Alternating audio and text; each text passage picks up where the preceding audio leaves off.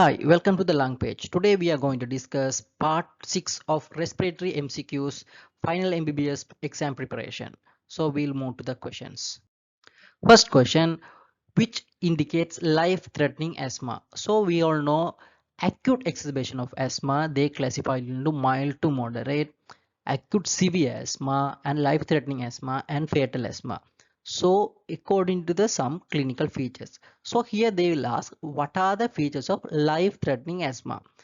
So first thing is respiratory rate is more than 22, peak flow rate is 60, silent chest and mild wheeze. So here what is your what is your answer? Answer is silent chest. So you have to memorize this chart, right? Severity of acute asthma. Acute asthma they classified into moderate acute asthma, acute severe asthma, life-threatening asthma, and near fatal asthma. So they classified according to the sign and symptoms.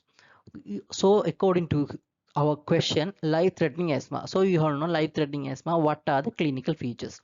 Peak flow rate is less than 33, saturation is 90 to less than 92, PaO2 is less than 8, and normal CO2 and silent chest, patient cyanosed, poor respiratory effect, bradycardia, arrhythmia, hypertension, exhaustion, and altered level of consciousness. So these are the features suggestive of life-threatening asthma. Like that fatal asthma, near fatal asthma, raised PCO2.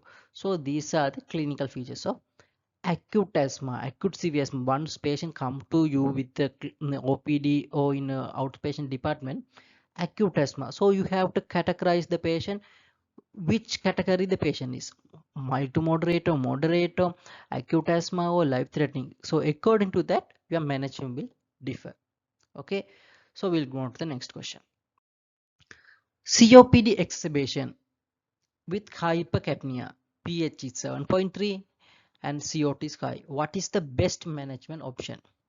Intubation immediately, NIV, oxygen only, or diuretics? So what is the answer is? So we have to put the NIV or non-invasive ventilation, BiPAP.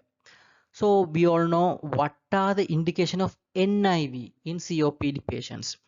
Main thing is pH is less than 7.35 plus hypercapnia and reduce more that is reduce the mortality and intubation. So I am going to put that chart according to the gold criteria. At least one of the following is there, you have to go for the NIV or non-invasive ventilation like BiPAP. Respiratory acidosis, PCO2 is more than 6 or 45, or ABG arterial pH is less than 7.35. Here in our patient is 7.3. So definitely this is an indication of NIV. And severe dyspnea with clinical signs suggestive of respiratory muscle fatigue, increased work of breathing, or both, such as use the respiratory accessory muscles and paradoxical movement of the abdomen and retention of the intercostal space.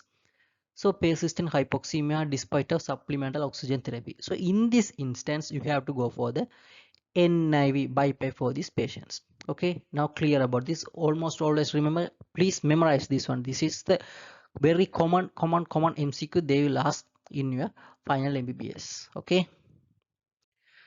So this is my page. Please subscribe and follow in Facebook as well as in the TikTok. Okay, bye.